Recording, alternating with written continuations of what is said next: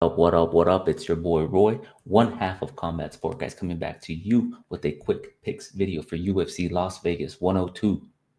Cannonier versus Rodrigues. Kicking off the card, we have Julia Avila taking on Jacqueline Cavalcante.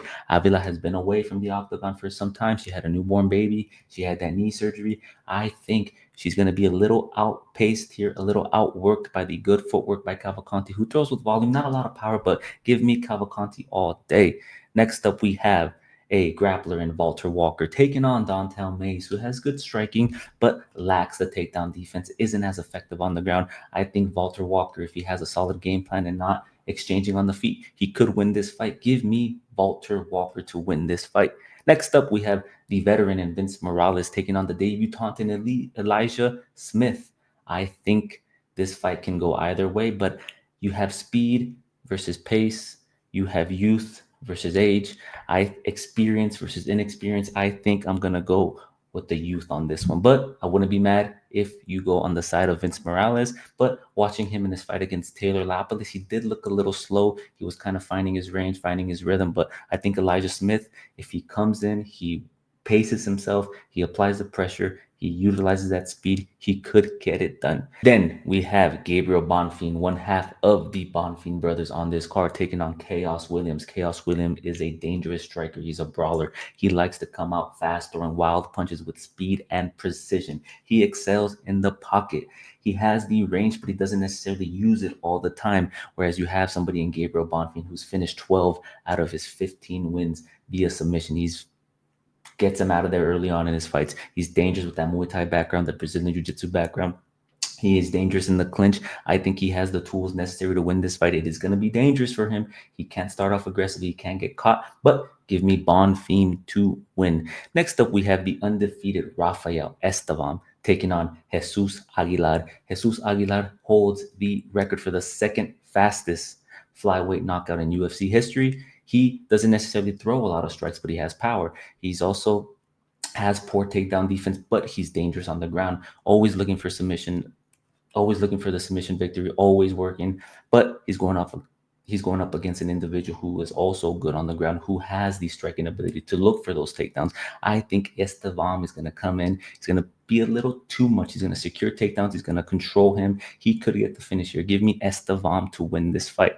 Next up, we have Jared Gordon taking Marsh Rajban Ruziboyev. Apologies if I mispronounced that. He is coming in on short notice. Give me Jared Gordon, who's had the full camp, who's had time to prepare for this fight. His striking isn't the best, but he's improving. He is not a high volume striker, but focuses on accuracy and power. He often looks to close the distance and get in the pocket. What he needs to do is improve on his striking defense. He does have good cardio. He is durable. So I'm picking him to win this fight. Let's move on to our featured prelim. Ketlin Sosa up against Angela Hill. We have another veteran up against a youngster here. I think Ketlin Sosa is going to put the pressure on her. She has good boxing. She has great striking. We did see her be vulnerable on the ground in her UFC debut up against Karina Silva. But since then, she's looked good. She's won a decision victory and she's won a submission victory where she was able to knock down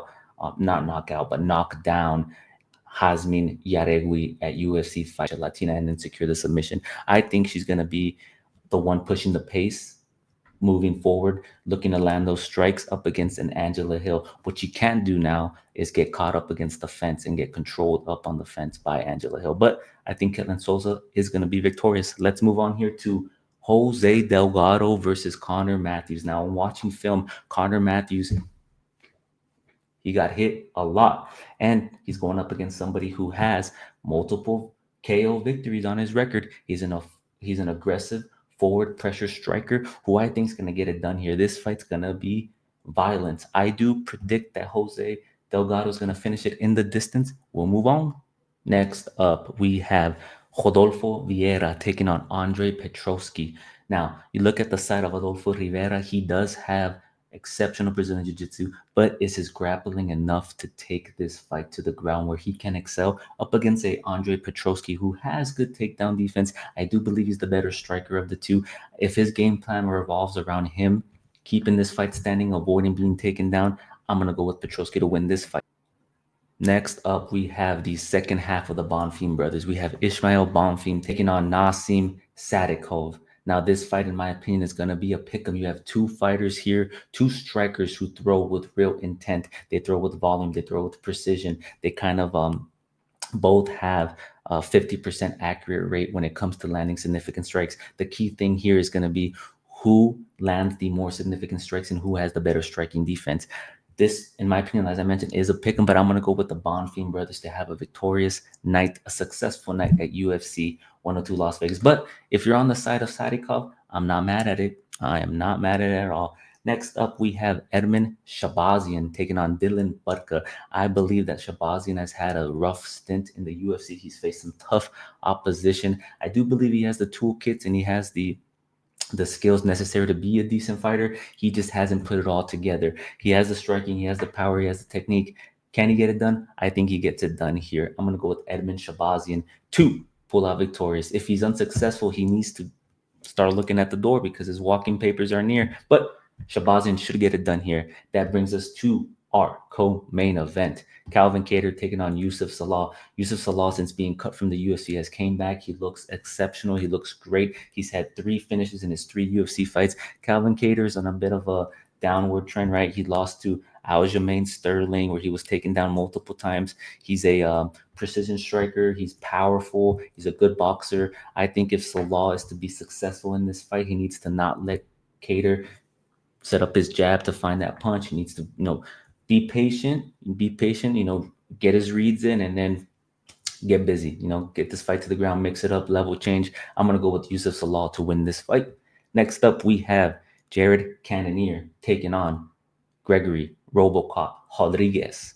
Now, another one where it can go either way, in my opinion. Jared Cannonier is a good boxer with power. He has good takedown defense.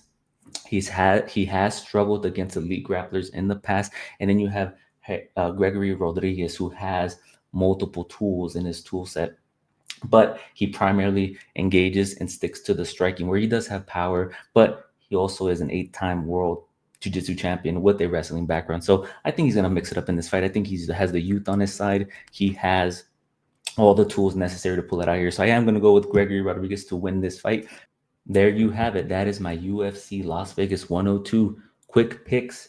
Make sure you hit the like. Make sure you hit the subscribe. Make sure you follow us on X. Make sure you show some love. We will drop our bets. We will drop our prop bets. We will drop our parlays. We also do live betting. We also are live on X with our immediate fight analysis. People seem to love that, the round by round analysis. If you're unable to watch the fight, if you're unable to see it live, people like to read those and see those analyses and see how the fight went and how the odds change, and we'll make you money. Last week, we gave you Topuria via decision, plus 500 as a live bet. We gave you Wei Li Zhang in winning via decision as a live bet at plus 125. The week prior at UFC Saudi Arabia, we gave you Pavlovich to win via decision at a plus 1400. We're looking to put money in your pocket for free. We're not charging you anything. We're not asking for a subscription. We're not doing anything. We just want a like, a subscribe, and some love. See you on the next one. Peace.